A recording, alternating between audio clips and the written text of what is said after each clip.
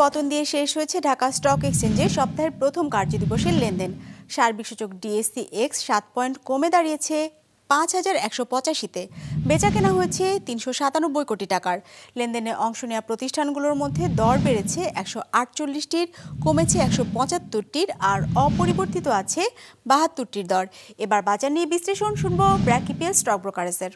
আজকে ডিএসসিএক্স index close হয়েছে ৫,১৮৫.০৫ পয়েন্টে, যা গত বৃহস্পতিবারের তুলনায় ৭.৫৫ পয়েন্ট কম।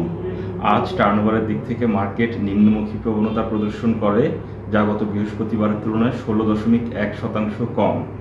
এদিকে অধিকাংশ লার্জ ক্যাপ সেক্টরে আজ নেগেটিভ পারফরমেন্স দেখা গিয়েছে, যেখানে সবচেয়ে ভালো পারফর্ম করেছে ইঞ্জিনিয়ারিং সেক্টর এবং সবচেয়ে খারাপ পারফর্ম করেছে টেলিকমিউনিকেশন সেক্টর। আজ টার্নওভারের দিক থেকে সবচেয়ে ভালো পারফর্ম করেছে banking sector, followed by pharmaceutical এবং ইঞ্জিনিয়ারিং সেক্টর। আজ টার্নওভারের দিক থেকে সবচেয়ে বেশি ট্রেডেড স্টক ছিল NRB Bank PLC, followed by Emerald Oil Industries Limited এবং Sea Pearl Beach Resort and Spa limited.